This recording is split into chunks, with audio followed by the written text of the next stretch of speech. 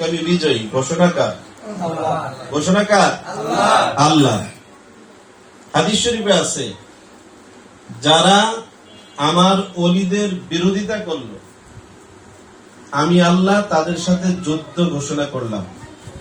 সুবহানাল্লাহ। আরেকবার বলি সুবহানাল্লাহ। আরেকবার বলি আলহামদুলিল্লাহ। এখানে প্রতি সাপ্তাহিক জিকির আজকার হয়। মানুষ বিভিন্ন কাজে এঙ্গেজ, সময় কারোর জন্য অপেক্ষা করে না। সময় কিন্তু চলেই যাচ্ছে, ঠিক যাবে, ঠিক সময় চলেই যাবে, কারোর জন্য অপেক্ষা করবে না। তারপরেও যতটুকু সময় পান আল্লাহ রাস্তায় ব্যয় করতে হবে। আজকে এখানে গাউসিয়া রহমানিয়া সিরাজ ভান্ডার দরবার শরীফে এখানে উপস্থিত হয়েছেন। সিরাজ সাহেব যদি তরিকা না নিতেন অথবা সিলসিলার মধ্যে প্রবেশ না করতেন, তাহলে আজকে আমরা এই বাগানে বসতে পারতাম না। কথাটা ঠিক না বেঠিক? আশেপাশে বহু জায়গা আছে, কিন্তু এই দরবার কায়েম করে আল্লাহর ওলি যারা, তারাই তাদের ভক্তদেরকে নিয়ে সবরেসারি করে দোয়া, ইস্তেগফার, দোয়া, দুরুদ, তওবা, মুরাকাবা, মুশাহাদার এই আমলগুলি করে থাকেন। তো উনি এই জায়গাটার মধ্যে দরবার করেছেন, আমরা এখানে বসতে পারছি, সুযোগ পেয়েছি, বলি আলহামদুলিল্লাহ। যিনি এই দরবারটা কায়েম করছেন তারই আজকে ওফাত, তাকে স্মরণ করে উরুস মুবারক। বিভিন্ন জায়গায় দোয়ার মাহফিল, ওয়াজ ও দোয়ার মাহফিল লেখা হয়, আর আমরা কেন উরুস লিখি, এটার মধ্যে একটা পার্থক্য আছে। কথা বুঝছেন? উরুস আরাসা থেকে এসেছে, আরবি গ্রামারের ব্যাপার, নাহুর কায়দা ওলামায়ে কেরাম বুঝবেন, আপনারা হয়তো বুঝবেন না। উরুস আরাসা থেকে এসেছে। আমি এখানে আসছি, আমি এখানে কাছে ইমামতি করি, মানুষ আমাকে চিনে মোটামুটি, মনে করে না চিনলেও জায়গাটা তো চিনে, ঠিক না ঠিক? আমি একটা কথা বইলা যাব, এটার বিষয়ে যদি দলিল না থাকে অন্য আলেমরা কি আমাদের ছেড়ে দিব? কি বলেন, ছাড়বে? এই কারণে দলিল ভিত্তিক কথা বলতে হবে। তো কে মানলো কে মানলো না এটা আমাদের বিষয় না। আমরা দোয়ার মাহফিল কেন করি না এটা আপনার জানতে হবে, বুঝতে হবে। উরুস কেন করি? আপনারা এখানে আসছেন, 3 দিন থাকবেন, আপনার পীর কেবলার শানে উরুসের যে দাওয়াতটা দিল, কেন দিল, এই জিনিসটাই তো আপনার জানার দরকার। প্রথম নাম্বার, আপনার একজনে প্রশ্ন করলো, ভাই আপনার পীর সাহেব যে উরুস করে আইলেন, তো কি হইলো সেখানে?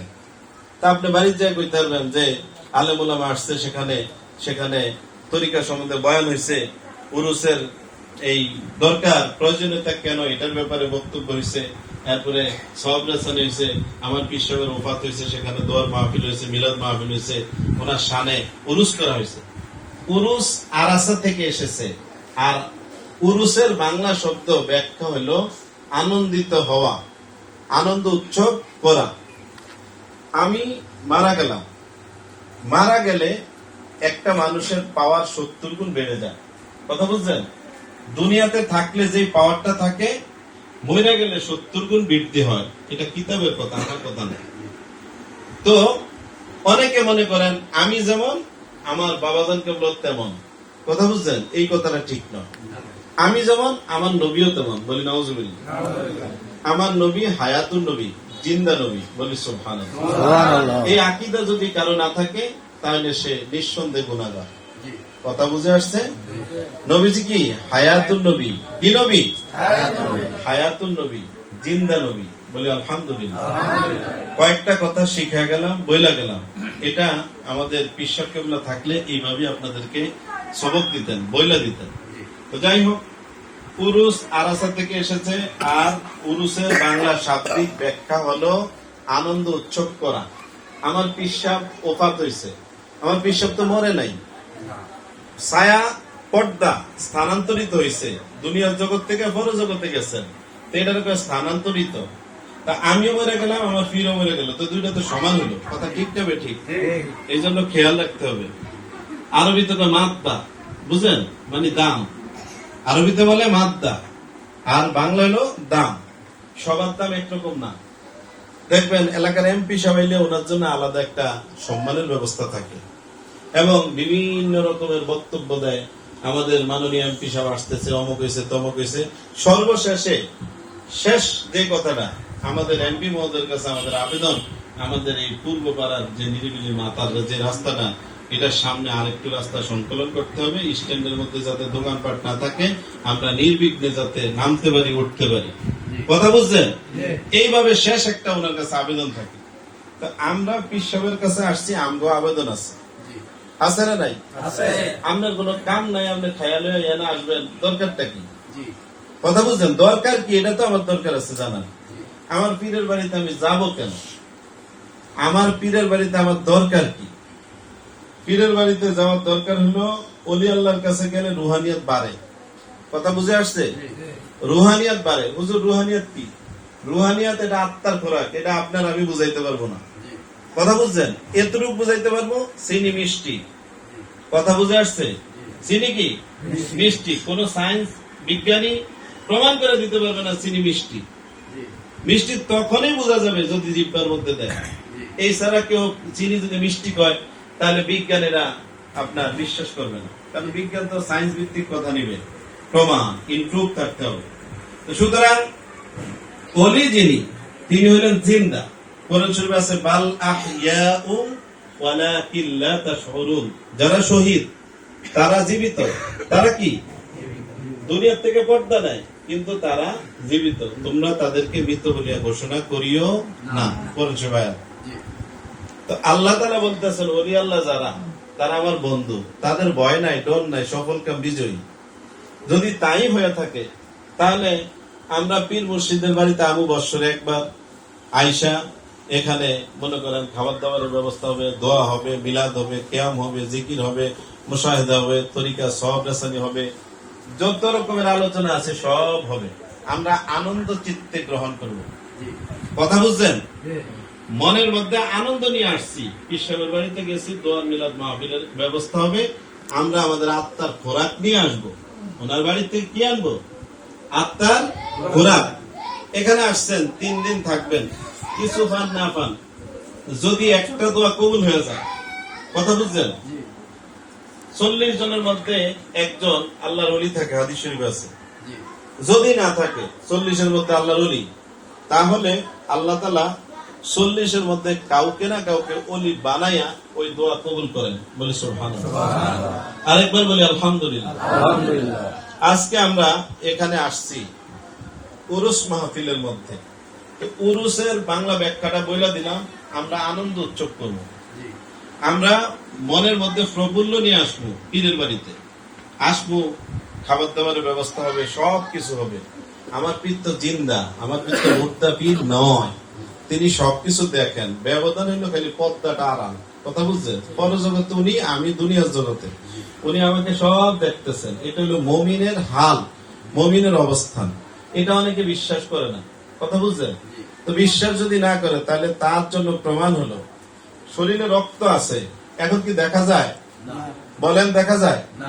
যদি কাটা না হয়, ডাক্তার যারা তারা বুঝবেন, সায়েন্সের যে সমস্ত ছাত্র ভাইরা, এই আপনার শরীরের কোন জায়গায় যদি কাটা যায়, তাইলে রক্ত বের হবে, এছাড়া বের হবে? হবে? হবে না। তো ওলি আল্লাহ যারা, এদের কাজ হলো মুরিদ যখন বিপদে পড়বে, আল্লাহর কাছে সাহায্য চাবে। আল্লাহর কাছে সাহায্য চাই, দোয়া করবে, আল্লাহ আমার বক্তবৃন্দ এগুলি আসছে, দয়া করে মাফ করে দাও। সুবহানাল্লাহ। 10 জন একখানে দোয়া করলে দোয়া কবুল হয়।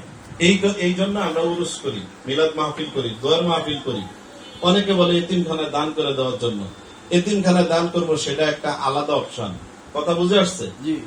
আমরা আজ থেকে 50 বছর আগে তাকাই। 50 বছর আগে প্রতি ঘরে রমজান মাসে মিলাদ মাহফিল হইতো। কথা ঠিক না বেঠিক? প্রত্যেক ঘরে অন্তত একজন মসজিদের হুজুর হইলো নিয়ে খাওয়াইতো রমজান মাসে। এখন এগুলি আস্তে আস্তে মিঠা দিতে আছে, যার কারণে আলেমদেরকে মানুষ ভালো চোখে দেখে না। এক একজন আলেম এক এক রকম বক্তৃতা দেয়। কথা বুঝছেন? একজনকে এতিমখানাত যান, একজনকে মসজিদে যান, একজনকে মিলাদ করেন, আরেকজনকে না করেন। কিন্তু আমরা সব বাদ দেই। আমার পীর যা করে গেছে, আমার বাপ যা করে গেছে, এটার উপরে থাকেন। বলি আমিন। তিনি যা করে গেছেন, তিনি ভুল করেন নাই, তিনি জান নাই করছেন। কথা বুঝছেন? আগের মানুষ হাতের লোম পশম দেখে সেহারি খাইতো। কথা ঠিক না বেঠিক?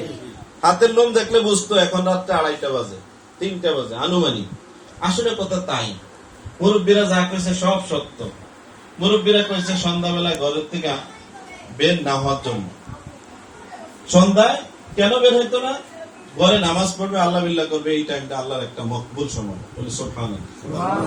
এই জন্য ওলি আল্লাহরা প্রত্যেকে মাগরিবের নামাজের পর হইলেই নামাজ পড়া ওজিফা নিয়ে বৈশা যান, প্রত্যেকে বৈশা যান। ওলি আল্লাহ যারা, এটা আমাদের সকলের দায়িত্ব, শুধু ওলি আল্লাহ যারা তাদেরই দায়িত্ব তা নয়, সবার দায়িত্ব বৈশা যাওয়া, সওয়াব রাসানি করা, আল্লাহকে ডাকা। ওলি যারা হইছেন সবাই আল্লাহরে ডাইকাই ওলি হইছেন। বলি সুবহানাল্লাহ। আজকে এখানে আপনাদেরকে কিছু তথ্যপূর্ণ কথা বলে গেলাম। হায়াত মতের কথা বলা যায় না, কথা ঠিক না বেটি? সিরাজ সাহেবের সাথে আমার সাথে প্রায় সময় দেখা হইতো, আমি নিরিবিলি আসতাম, আমার মেয়ে মাদ্রাসা পরে, প্রায় সময় দেখা হইতো। তো উনি খালি একটা কথাই কইতো, হুজুর কার কাছে কথা কমো, মানুষ তো নাই, বুঝেন, কারে দাওয়াত দেবো, মানুষ নাই। তো আমি কথাগুলি শুনতাম, আসলে বিষয় তাই। এখন দেখেন সিলসিলাভুক্ত আলেম খুব কম আছে, কথা বুঝে আসছে? সিলসিলাভুক্ত আলেম খুব কম আছে, আর যারা আছে চুপচাপ আছে। আপনারা কে কি বললো তাতে কিছু কর্ণপাত করবেন না। তরিকার নিয়ম অনুযায়ী প্রত্যেক বৃহস্পতিবারে সাপ্তাহিক মাহফিল চালু রাখবেন। এরপরে আপনাদের দরবারের নির্দেশ অনুযায়ী প্রত্যেক মাসিক মাহফিল করবেন।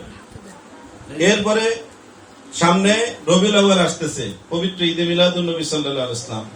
আহলে সুন্নাত ওয়াল জামাতের আকীদা মোতাবেক আমরা যারা আছি, 10ই মুহররম আশুরা, কারবালার জমিনে ইমাম হুসাইন রাদিয়াল্লাহু তাআলা তার সপরিবারে শাহাদাত বরণ করেছেন। আমরা এই উদ্দেশ্যে 10ই মুহররমে আশুরা পালন করে থাকি, বলি আলহামদুলিল্লাহ। এরপরে মুহররমের পরে সফর মাস, 1 মাস গ্যাপ। এই তৃতীয় মাস আসতেছে রবিউল আউয়াল, 12 রবিউল আউয়াল। হযরত দুজাহানের বাদশা মুহাম্মদুর রাসূলুল্লাহ সাল্লাল্লাহু আলাইহি ওয়াসাল্লাম নবীজির জন্ম তারিখ, বলি আলহামদুলিল্লাহ। আব্দুল মুত্তালিব নবীজির দাদা ছিলেন, নিজেই নাতির মিলাদ করছেন, জোরে বলে সুবহানাল্লাহ। রাসূলের মিলাদে যদি খুশি হয়ে কেউ কিছু খরচ করে, আল্লাহ পাক তাকে নাজাতের ব্যবস্থা করে দিবেন, বলি সুবহানাল্লাহ। সুতরাং আজকে তরিকা নিয়ম অনুযায়ী উরুস করলেন, এখানে আপনারা দোয়ার মাহফিল করলেন। কোন অবস্থাতে আপনাদের কোন কার্যক্রমে যাতে শরীয়তের বিরোধী কিছু না হয়, এগুলি খেয়াল রাখবেন।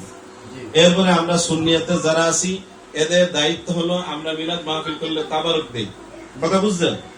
আমাদের সব সিলসিলাভুক্ত যে যে সিলসিলাতে থাকেন, সকলের সিলসিলার মধ্যে একটাই, সুন্নিয়াতের দরবারের মধ্যে যা আছে, মিলাদ মাহফিলের পরে যে কোনো দোয়া অনুষ্ঠানের পরে একটু তাবারকের আমরা ব্যবস্থা করি। সুতরাং আজকে এখানে এই সিরাজ ভান্ডারী সাহেবের দরবারে আপনারা আসছেন, এখানেও তাবারকের ব্যবস্থা হয়েছে, এগুলি ওনার বলিদান এবং যারা দায়িত্বশীল তারা সবাই মিলে করছেন। আপনাদের দায়িত্ব হলো সুশৃঙ্খলতা বজায় রেখে মিলাদ শরীফ ফাতিহা পাঠ করার পরে মিলাদ শরীফ হবে। মিলাদ শরীফের পরে উনি বলছেন যে চেয়ারম্যান সাহেব মানে সিরাজ সাহেবের ভাই, তো বললেন যে কিছু কথা বলেন হুজুর। তো এই কারণে আপনাদের সামনে মানে আমাদের মিলাদ মাহফিল, ওয়াজ মাহফিল, উরুস মাহফিল এগুলির ব্যাপারে কিছু কথা বললাম, বলার দরকার আছে। মানুষ আসে, আপনারা অন্তত না পারলে একটা বছর পর হইল পীরের বাড়িতে আসবেন। আসলে কি হবে, আপনাদের আত্মার খোরাক নিয়ে যাবেন, কলব জিন্দা হবে, কথা বুঝে আসছে? কলব জিন্দা হবে, এইভাবে আসবেন। আসলে গেলে দরবারের সাথে সম্পর্ক থাকলে, তাআল্লুক থাকলে, মিল থাকলে দরবারের নিয়ামত পাবেন। যে যে সিলসিলাতে আছেন কোনো সমস্যা নাই, যে যেখানে বয়াত হয়েছেন এতে কোনো অসুবিধা নেই, হন। কিন্তু মূল টার্গেট একটাই, আমি আমার কলবের খোরাক নিয়ে বাড়িতে যাব। ওলি আল্লাহ যারা, আমার কথা আল্লাহ শুনবেন না, ঠিক আছে, কিন্তু যিনি ওলি তিনি তো কামেল মকবুল, তিনি আল্লাহর কাছে হাত তুললে ওই হাত ফিরে না। যার কারণে আমরা 40 জন 50 জন একখানে বৈশা হাত তুলে দোয়া করি। দোয়া করলে আল্লাহ পাক ওই দোয়া কবুল করেন। এখানে এমনও লোক থাকতে পারে, দেখা গেল বড় রোগে আক্রান্ত, নিয়ত করছেন আল্লাহ দরবারে একটু তাবারক খামু, আল্লাহ এই উসিলায় মাফ করে দাও। দেখা গেল বিভিন্ন জায়গায় ডাক্তার দেখায় সব শেষ করছে, কিছুই হয় না। আল্লাহ ওলি আল্লাহ দরবারের একটু তাবারকের উসিলা আল্লাহ মাফ করে দিতে পারে। সুতরাং নিয়ত রাখবেন, নিয়তে একিনে দরিয়া পার, মুরব্বীরা বলছেন আগে একিনে দরিয়া পার। আমাদের বিশ্বাসও নাই, ভক্তিও নাই, বরকত নাই। যদি বিশ্বাস থাকে, ভক্তি থাকে, রহমত থাকে, তাহলে বরকত পাবেন। বলি আমিন। আমরা আর এদিক সেদিক ঘোরাফেরা না করি, এখন এই মিলাদ মাহফিল শুরু হবে, সুতরাং সবাই এসে বসে যাবে। শুরু করি। أعوذ بالله من الشيطان الرجيم. بسم الله الرحمن الرحيم. إن الله وملائكته يصلون على النبي يا أيها الذين آمنوا صلوا عليه وسلموا تسليما. اللهم صل على سيدنا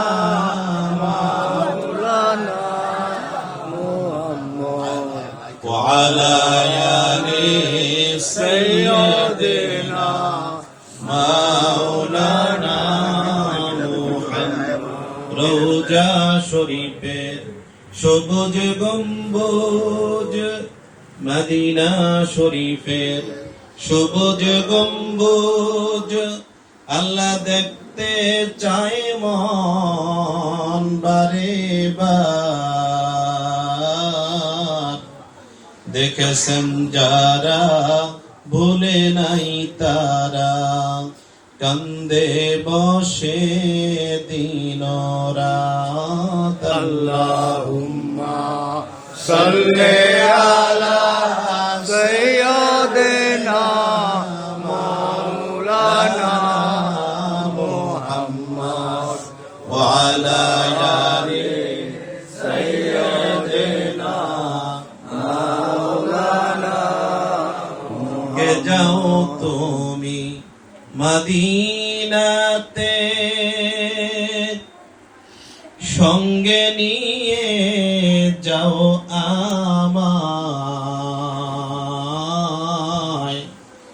মোদের সালাম পৌঁছে দিও নবীজির পাক রওজায়।